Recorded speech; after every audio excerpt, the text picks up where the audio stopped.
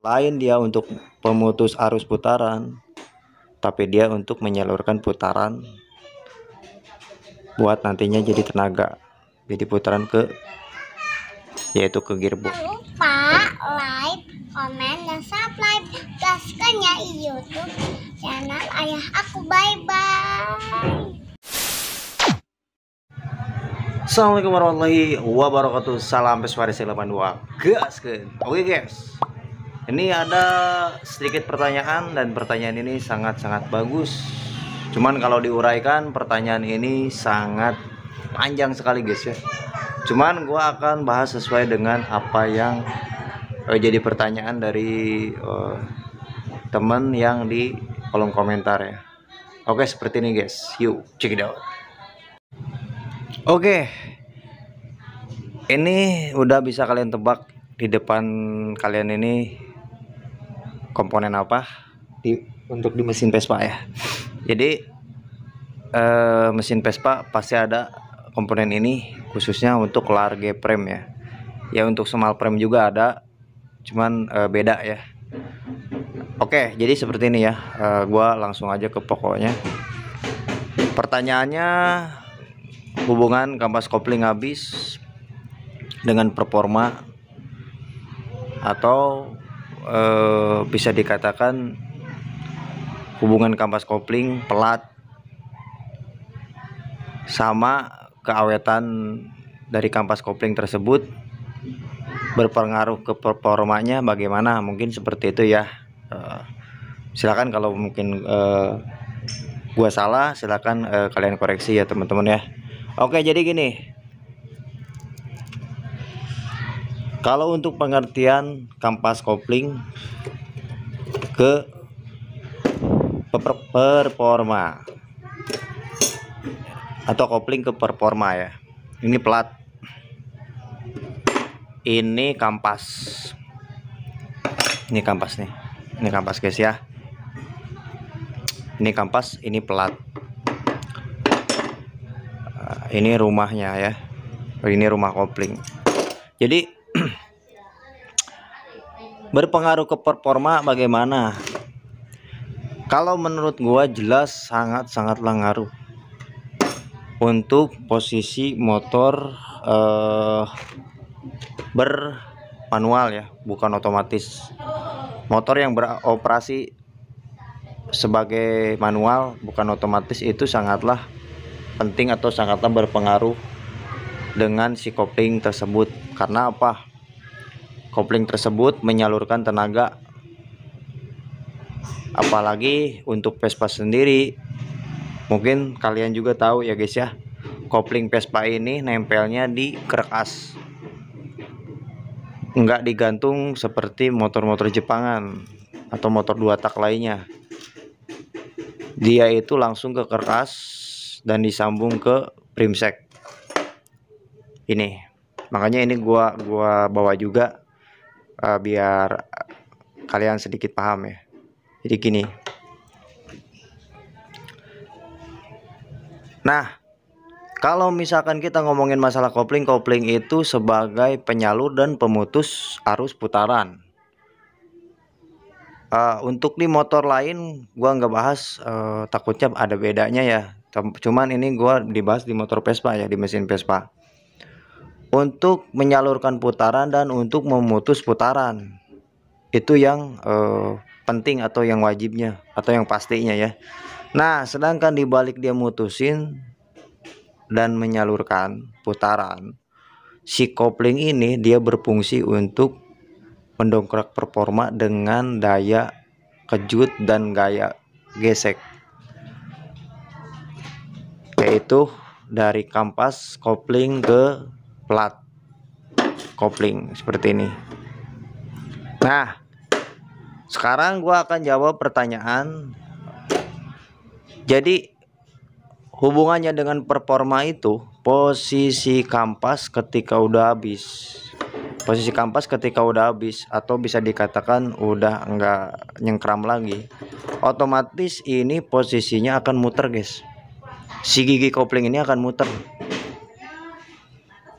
muter enggak presisi dengan si rumah. Jadi dia muternya tuh hanya ini. Jadi seperti inilah. Kalau kalian kurang mudeng ya atau kurang paham, jadi seperti ini. Nih, dia ini akan muter, walaupun ya nggak muter kayak gini. Kalau udah kayak gini ya udah ngelos, udah parah. Aturan kalau misalkan dia untuk menyalurkan putaran ini muternya semua guys. Jadi seperti ini ya untuk cara kerjanya si kopling. Nah, sedangkan kalau si kampas sudah habis atau sudah aus atau sudah waktunya diganti, dia akan selip. Nah, kenapa ada bahasa selip? Jadi gini guys, ini dia agak muter, tapi ini juga ikut muter. Aturan muter antara ini dan ini tuh enggak. Jadi gini bareng nih. Muternya harus segini guys. Bukan ini ikut muter. Dan perlahan tapi pasti otomatis dia udah nggak nyengkram guys. Jadi seperti itu. Nah, itu berpengaruh banget ke performa tenaga motor kita, apalagi kayak di tanjakan, kadang di sela suka ngelos. Nah, itu udah dipastiin kampas kalian udah harus ganti. Karena sifat kampas kopling sendiri setahu gua ya, sifat kampas kopling itu ya emang apa ya, sifatnya habis guys. Spare part sifatnya habis karena emang kampas ini emang sangat penting di komponen mesin.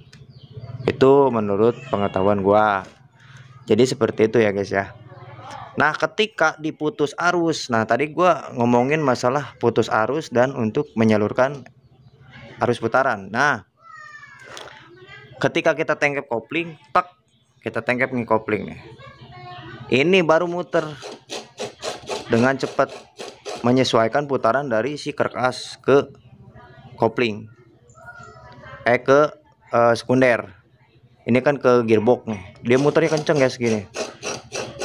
Nah, ketika kita lepas kopling, pet, ini baru muter semua. Seperti ini muternya semua.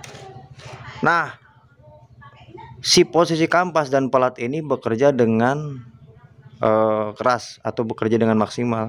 Karena ketika kita buka kopling, itu otomatis si kampas dan pelat itu langsung nyengkram guys. Jadi dia langsung ngejepit ya, langsung ngejepit gini, kak. Nah, ketika ngejepit kayak gini, dipastikan ini harus udah nggak selip. Jadi seperti itu guys. Jadi ada istilah jengat-jengat ya. Aduh, ngeblur guys. Kok ngeblur ya? Nah, jadi ada istilah jengat-jengat gitu kan. Ngek. Jadi seperti itu ya. Itu menurut pengetahuan gua, dan kalau emang ada kurang bisa dipahami, silakan teman-teman sharing-sharing di kolom komentar. Jadi seperti itu untuk kopling, hubungan kopling ke performa jelas sangat berpengaruh. Dan seperti yang gua udah jelasin, selain dia untuk pemutus arus putaran, tapi dia untuk menyalurkan putaran buat nantinya jadi tenaga, jadi putaran yaitu ke gearbox. Makanya si kerkas Vespa tersebut rentan rusak biasanya. Teman-teman, kalau misalkan teman-teman suka, mungkin pernah dengar, jangan keseringan nengkep kopling Vespa kayak di lampu merah atau di macet ya.